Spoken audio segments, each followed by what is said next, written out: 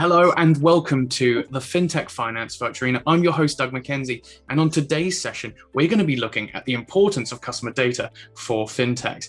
And joining me, I have three very brilliant guests who are right at the heart of that. And so I'm going to get them to introduce themselves and maybe tell us a bit more about them. So joining us from Expensify, we have Anu. How are you doing today?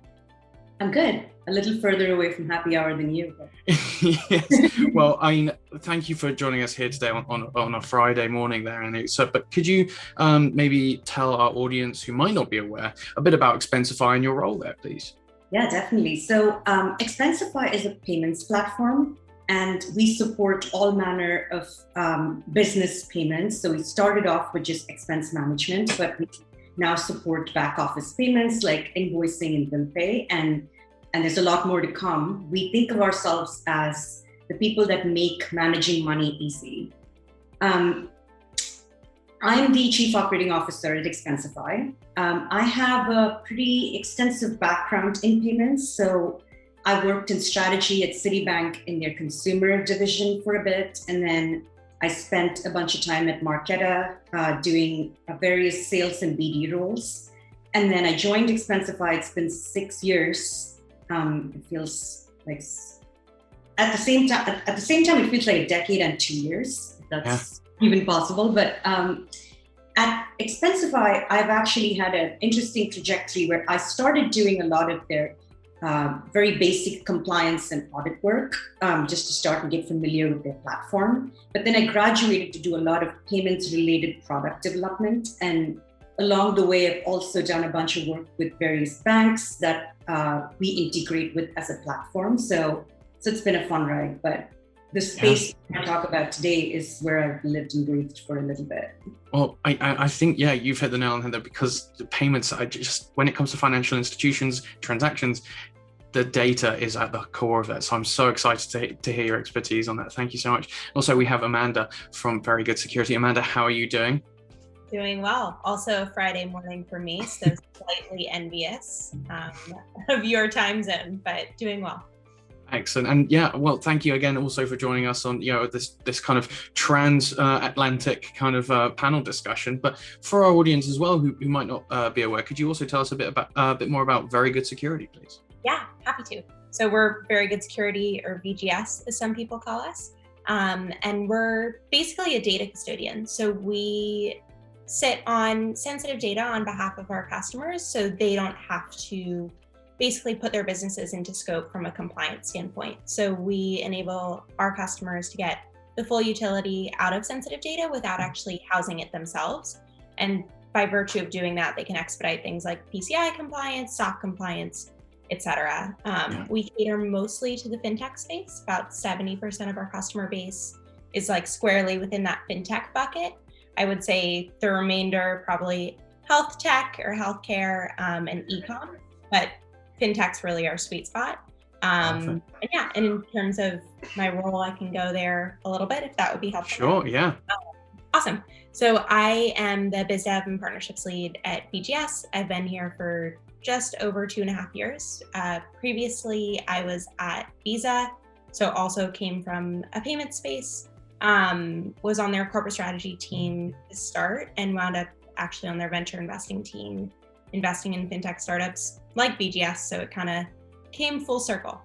Incredible. And that is so excellent to hear that you've also got that expertise from the Visa side of things, to see just that the whole kind of holistic view of payments. I think it's going to be coming out throughout the conversation. And also we have Andrew from Eedenbull. Andrew, how are you doing here today?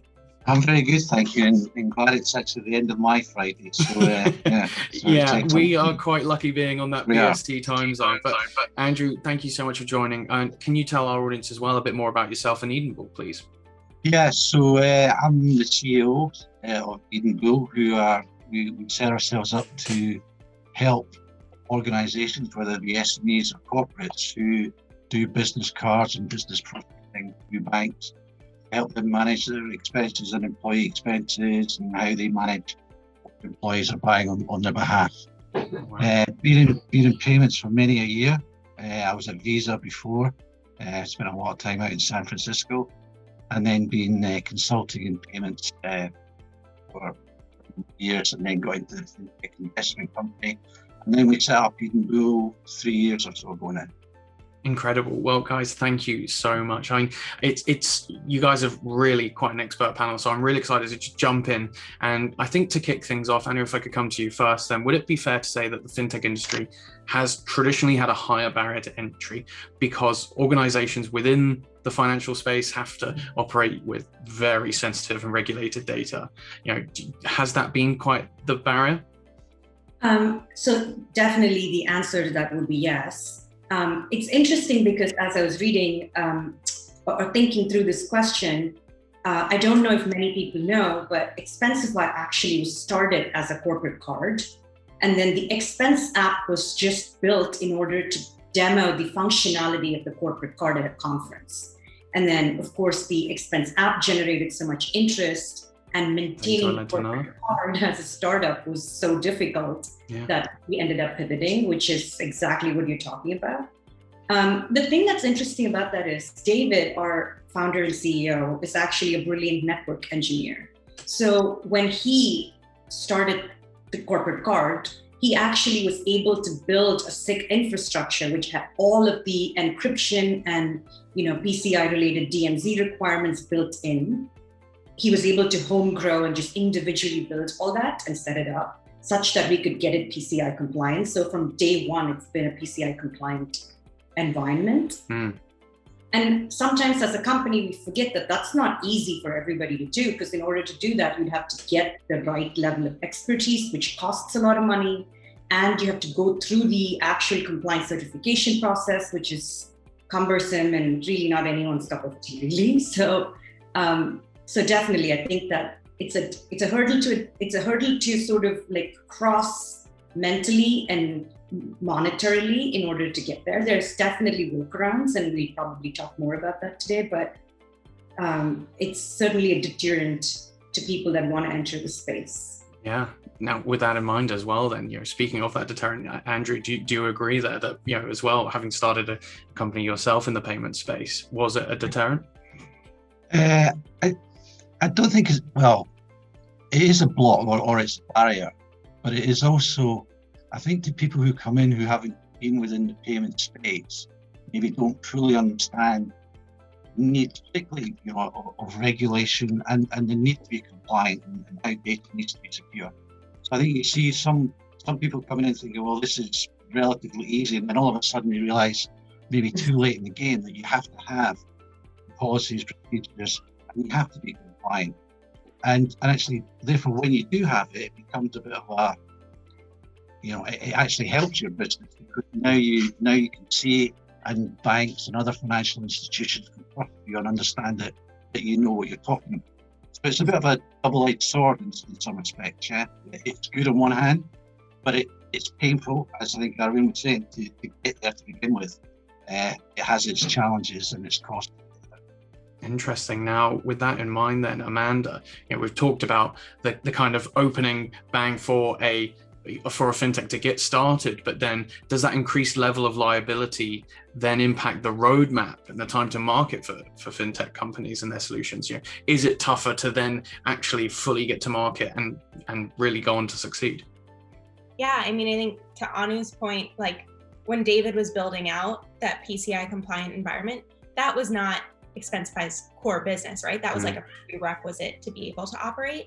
So even just in that, like, not every company is lucky enough to have a David. And we're almost, I'd like to think of ourselves as like an outsourced David. But even just as like that prerequisite piece, like that adds so much time to getting to market. And that's all about sort of like reducing that liability and like making sure that you're compliant. I would say from the VGS standpoint, that liability piece, not only like, it's not a matter of increasing our time to market or decreasing our time to market, but that kind of is our go-to-market. Like we want to be everywhere where our customers are going to have like liability from a data security and compliance standpoint. We want to take as much of that as possible. So I would say that liability piece kind of like dictates our personal go-to-market, or VGS's go-to-market. But yeah, for startups, it definitely is something that like in order to just operate in the fintech space, a lot of times you do need to deal with that liability piece before you can even start working on your core product. Yeah. Well, with that in mind then, Andy, what was it like having to effectively hire full-time engineers or compliance managers just to handle the certifications before you could even launch? Well, I think it is a challenge, right? So there's so many other things that you want to be doing in terms of developing your product, the UI, the user experience. Then you're taking people away who are, doing, which nobody sees, right? Which gets done in the background, which ends up, it's a bit of an overhead to begin with. And it is a challenge, and you just have to do it, unfortunately, right? You just have to find the expertise and work with partners who can help you get through as easily and as quickly as you possibly can.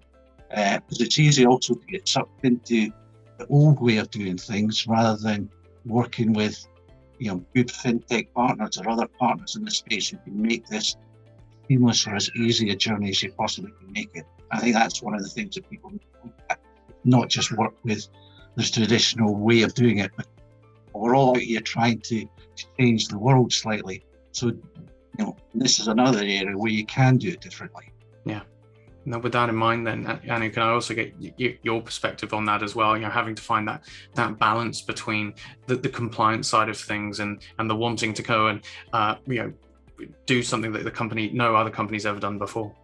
Yeah. So I actually, Andy took the words out of my mouth. I don't think that in order to building everything is certainly a lot of work. Getting it all certified the first time is definitely a lot of work.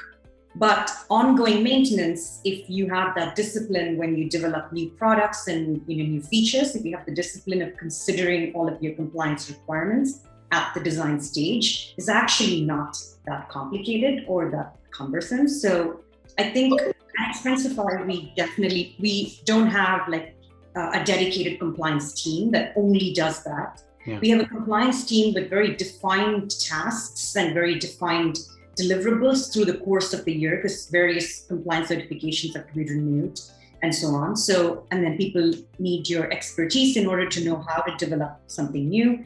So we have people staffed that understand this, but they are also doing other things. So it's not this specific team and a specific drag on our financials because of that. And we liberally use experts in the industry when we run up against something we don't understand to teach us. And then once we've learned it, we've grown as a team ourselves. So that's brilliant. It's almost like a journey then that you can continually explore. Now, right. With that in mind then, Amanda, can I come to you and ask, do you think that it's almost become a kind of a KPI that fintech companies find that their data privacy standards and the way that they manage their security has actually become a factor in gaining customers now? Do you think that's actually become something that customers are now savvy enough to declare? I think so. I think we see it. So we see it in our customer base, but I will caveat that our customer base is fintech, is healthcare, is e-com. Their customers are giving them sensitive data. So it's very important for them how they're treating that data. On the flip side of that, in kind of the worst case scenario, a data breach, you can lose customers that way. Yeah. I would also say sort of where I sit in the partnerships arena, a lot of times that data security, compliance, those are prerequisites to even having a partnership with, some of the large networks and ecosystem players. So it's not only gaining customers or losing customers, but also gaining partnerships and partners in the ecosystem. Interesting. Now, with that in mind, what happens, Andrew, if I could come to you, what happens if a fintech startup introduces new solutions that impact the compliance status? Do you need to start the whole compliance process again? Because we're already talking about a lot of money, and if you're wanting to pivot quickly or expand on an interesting new feature that you've brought out, do you really have to start all over again? Well, hopefully you never have to start again, right? Hopefully you're savvy enough you can then understand what additions need to be made, if any, on top of what you already have. And part of that then depends on where you're going, whether it's a product improvement in the same market, or whether you're moving to other markets. And by that I mean other countries and other regions who then have their own requirements on top of it. And I also think Europe's quite an interesting market. I think outside people think Europe is one place, but we don't, right? There's actually 27 different rules and regulations, even though there's one thing in place. And so it's a constant challenge of looking as you're going out, what are the compliance, what are the data security, what do you have to do in each market you're going out to? I think once you've got core there, it's just about adding on, hopefully it's just about adding on. Interesting. And Amanda, can I come to you as well and looking at the maybe the more American side of things? Is it the same over there that you can kind of have a base to work on, or do you actually have to in the States? Do you have to start the PCI compliance process all over again? Yeah, so it definitely depends on what you're doing. Like if you are changing your product, if you're doing like PCI compliance in-house, and you're changing something in your product that does touch your card data environment, like you do have to reevaluate from a compliance perspective, like what has changed and sort of like how that changes your compliance outcome. That's kind of where we come in a way though, for our customer base, where we're kind of like an always on compliance. So they've outsourced all of that data to us. Like that is 100% on us to make sure that they're still maintaining compliance as things in their product change, as the compliances themselves change. So yeah, it is something that like you need to be cognizant of if you're building in-house. Like if you're changing things in your product or opening a new product line and it does impact your compliance, like you want to be on top of that. Yeah. Or defer to an expert. I would say compliance is not something that you want a rookie running in-house. Like you have to be very deliberate in terms of it's sensitive data at the end of the day. And so definitely something that either have someone in-house who knows what they're doing when you're making these changes, or defer to an expert. And I think that's kind of typified the whole fintech ecosystem is a lot of companies doing something that they're very good at. And rather than, for instance, the traditional financial institutions, having to do everything in-house, they're not cloud operators. They're not good at, typical kind of cloud security, but they can, for instance, look at other organizations to do that, for instance. And, speaking of that kind of, that offering up that particular innovation within finance, and if I could come to you and obviously Expensify and looking at that part, how did Expensify, bypass this PII or PCI data liability to kind of speed up your time to market at Expensify?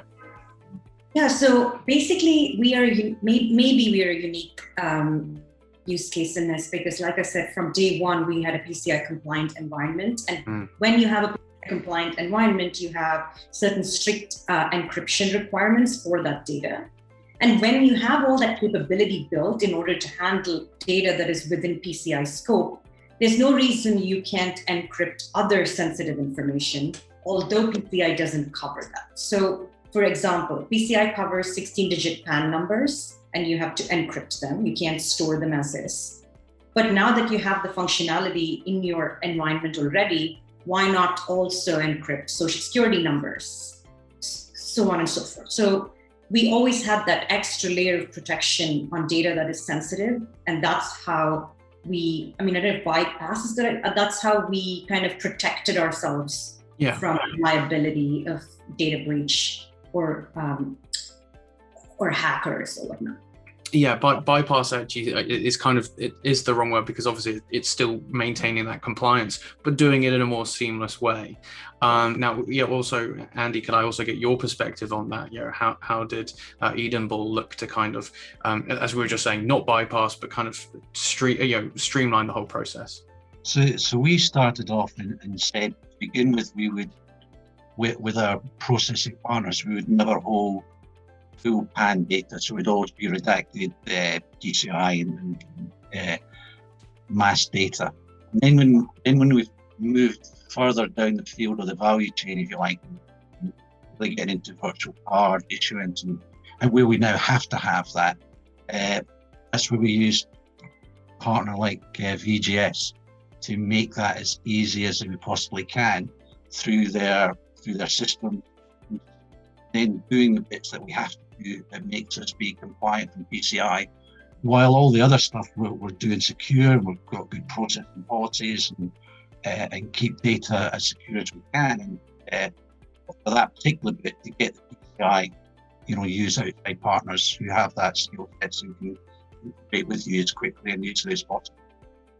Interesting. Now, I'm really interested in the kind of, we've started bringing it up. Is that kind of collaboration nature that I think fintechs do typify, and there's obviously some benefits to partnering. There's obviously some negatives. And I'm interested when it comes to that partnership model, Amanda. Is there can there still be benefits by looking at that getting the data insights as before, or if you're using a partnership, do companies lose some of that insight? Yeah, maybe just digging a little bit deeper in terms of like our functionality. If someone's using VGS we call it alias the data, slightly different from a token. If they're sitting on alias data for that sensitive piece, what we find a lot of times is they actually don't want insights on the actual underlying sensitive data. Like, you're not gonna analyze the 16 digits in a PAN or whatever digits are actually in the social. Yeah. What they actually want to analyze is like a piece of metadata that might be attached to that PAN or to that social security number. So like in the case of a lending customer, let's pretend a real social is 1, 2, 3, 4, 5, 6, 7, 8, 9. What they actually care about is, hey, that actually comes back with a credit score of 780 when we send that out to the bureaus. And so it's what they need is that underlying, like, a unique identifier that can be tied to that 780, and it doesn't really matter what that unique identifier is. So that's where a service like VGS can come in. They can sit on our alias that's, let's say it's ABCD to represent that social. It's a unique identifier that they can tie to that metadata and run all the analysis they want. So it doesn't limit them from like a machine learning perspective, any sort of analysis they want to run, go for it.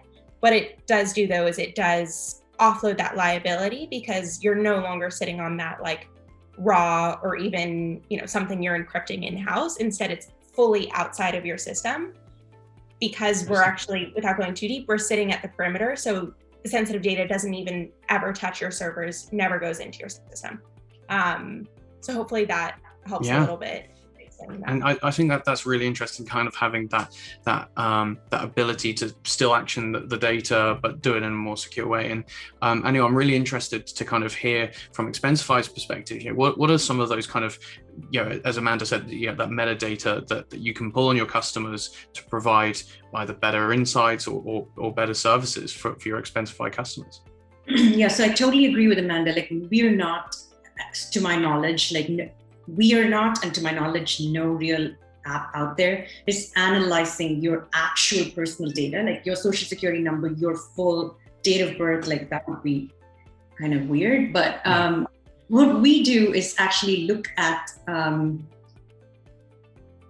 transaction data and aggregate that in order to provide insights. Because as you can imagine, as an expense application, where we can bring incremental value to our users' lives is with travel booking or making restaurant reservations for them when they're traveling with clients, like things like that. So we offer a service called Concierge Travel, which we're opening up in a bigger way, but right now it's only available if you use our corporate card.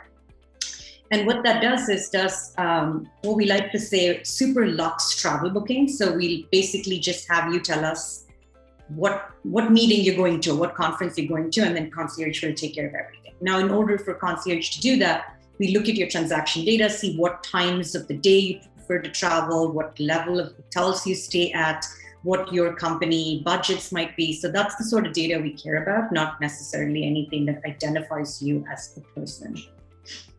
I think that's absolutely incredible to think that there were all these actionable insights that we've been giving to banks for so long, and nothing like that unless you were maybe the best private customer or corporate customer. And to be able to offer that to any business is absolutely exciting. That to me is the heart of fintech. Now, with that in mind,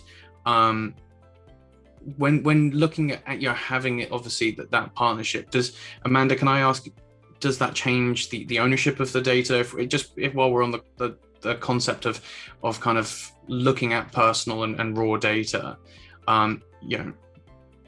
do organizations retain full control over their data, or are we moving into a place where suddenly that gets a bit awry?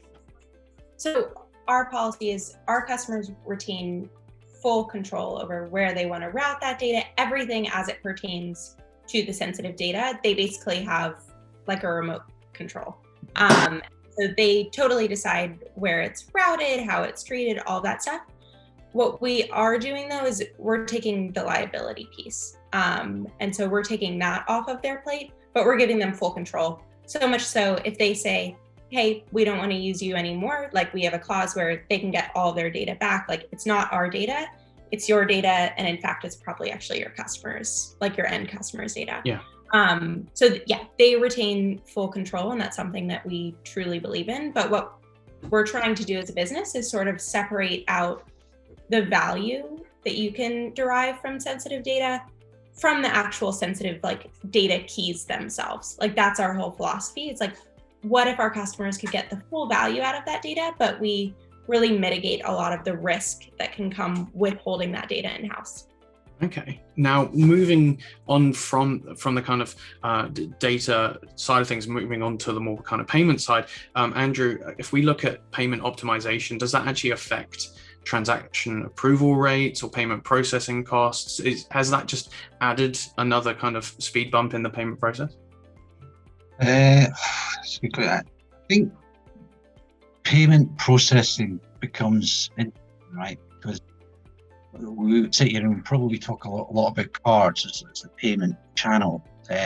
Actually, as we all know, the world is changing, and it's not just cards. It's maybe any way that the end user wants to pay or buy for something, and being able to enable that and provide the insights to your end customer so that they can choose the best way to pay at the best point of time for them. That's what I think we're trying to achieve, and give them that level of control so that they can make the right decisions at the right time to how they want to do payments. Yeah. Now, I know Expensify is obviously looking at a lot of company cards, for instance, and people may be paying for things across different borders, across countries. So, I mean, have you noticed an effect on approval rates or processing costs when it comes to the payment data? Yeah, so there's actually two ways to think about that. The first one is the actual onboarding journey. So when someone says, oh, I'm interested in the corporate card, and we actually go through the process of approving the company for it, because we're PCI compliant and we're able to ingest all that PII, including social security numbers, and we encrypt them, etc. Because we can do that, we can actually build our own approval workflow, which is hyper fast compared to any processors. So that's actually really helped us. The other thing is kind of parallel to this. Because we had to build this PCI compliant environment, we designed it in a way that it gave us a lot of processing scale. And so our processor for cards has this capability where if you have that processing scale, then they will route all the approval versus decline decisions to you at the point of sale. But you need to have the ability to respond in an insanely short span of time, because those are the network guidelines. Yeah. But having this ability actually helps us build use cases that others cannot. For example, we apply the company's business rules to the card spent at the point of sale. So we give them an element of control that doesn't take away from the cardholder's experience by simply rejecting blanket on merchant category or spend dollar amount, etc. So it's like much more nimble, but the only reason we can do that is because we have the scale. And the only reason we have that scale is because we built it with that sort of compliance in mind. So it certainly is a competitive advantage. And if you don't have it, you can still definitely launch, but you're going to depend on your processor that much more. And it definitely inhibits your negotiating power with them and increases costs. Incredible. It's absolutely brilliant to hear how these, just by remaining compliant, or even, as you said, starting compliant, you can actually scale in a way that maybe other organizations can't. So it really is, it's almost not a hindrance if you look at it in that regard. It's actually a brilliant asset to have. And Amanda, could I also get your perspective as well in looking at payment optimization and whether or not an organization, if they haven't started out with being as PCI compliant, can you also help them in that journey? Yeah, I think what Anu was saying totally resonates with me and a lot of our customer base, where because a lot of customers actually come to VGS for this, because what they want is that PCI compliance so they can get smarter about their payments routing. But a lot of people can't build this in-house. So they might be locked into one processor, and because they don't have PCI compliance, they can only route to that one processor. So what we're doing with a lot of our merchant customers is we're giving them PCI compliance. We're doing that in, under a month for level 1, which is pretty great for an industry where it usually takes like a year and a sum of money. And so we're giving them PCI compliance in their own name, so then they can get really smart about where they're actually routing transactions. I think it depends on, geo, card type, they can get pretty smart there. And then the other side of that coin, not so much about lowering costs to make them as low as possible, but making sure the transaction actually happens. Like we have a lot of customers that they want just a failover PSP, because if it's a good transaction and it's getting declined, they want to make sure like, hey, can we try it with another processor and actually realize that transaction versus just we have one option and it shut it down and that's the end of the transaction. So we do have a lot of customers coming to us for that, just because they need us for that PCI piece so they can get smart about where they're routing their payments. Incredible. Well, thank you so much for your insights there, guys. I think that's all we have time for, but it's been absolutely, because it is a topic that I am certainly not an expert on, and to hear all your perspectives, it's been absolutely fascinating, and it's absolutely right at the heart of being a fintech is handling this payment, handling data, and it's absolutely brilliant to kind of hear the kind of genesis of all these fintechs. So thank you so much for all your time, and also to our viewers as well. Thank you for watching. You can catch the rest of the series over at www.fintechf.com, and of course YouTube and LinkedIn, where I'll see you in the comments. So once again, thank you very much and goodbye.